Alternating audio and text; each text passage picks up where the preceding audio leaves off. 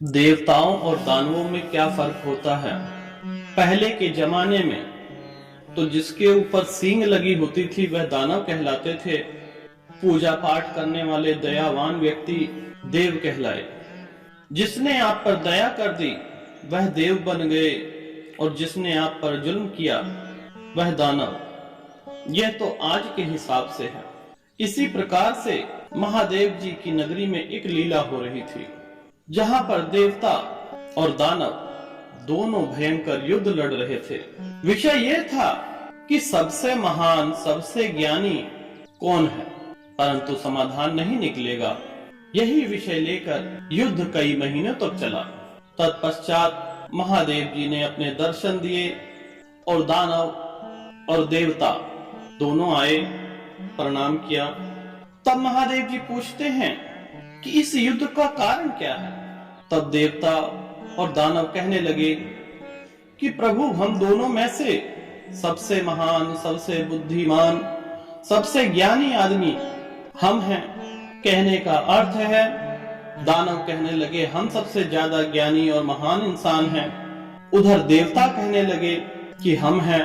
महादेव जी ने कहा, कोई बात नहीं, इन प्रश्नों का उत्तर मैं तुम्हें अपने कैलाश पर दूंगा। आज हमारे यहाँ पर भोजन है आप सबके लिए, आइए। अब वहाँ पर नाना प्रकार के भोजन, मिठाई, 36 तरह की मिठाई है, रसगुल्ले हैं, गुलाब जामुन है, सब कुछ है। तत्पश्चात पापड़ भी है, अचार भी है, सब कुछ जो आप सोच सकते हैं। आधे लोगों को पहाड़ के उस पार बिठाया और आधे लोगों को इस पार। दानवों और देवताओं को दोनों को अलग रखा और भोजन परोसा गया, परंतु एक शर्त रखी गई जो स्वयं महादेव जी कहते हैं कि दोनों भोजन करोगे, परंतु ये जो कोहनी है यह मुड़नी नहीं चाहिए। भोजन आप दोनों कीजिए, परंतु एक ही शर्त है कि यह कोहनी मुड़नी नहीं चाहिए। दानव और देवता दोनों भोजन करने लगे। देवताओं ने तो खूब आनंद लिया।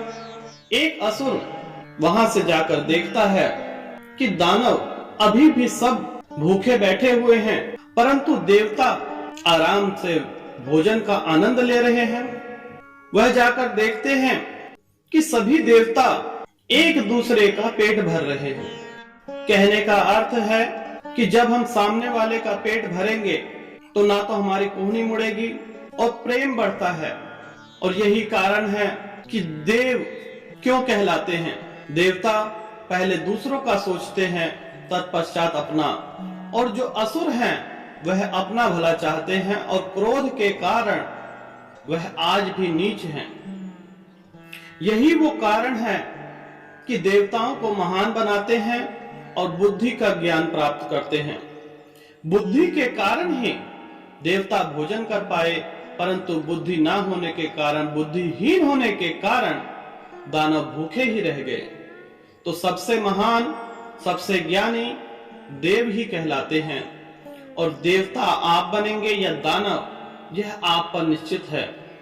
आप अपनी बुद्धि का विकास करें, अपने क्रोध को कंट्रोल करना सीख जाएंगे तो आप भी देव कहलाएंगे।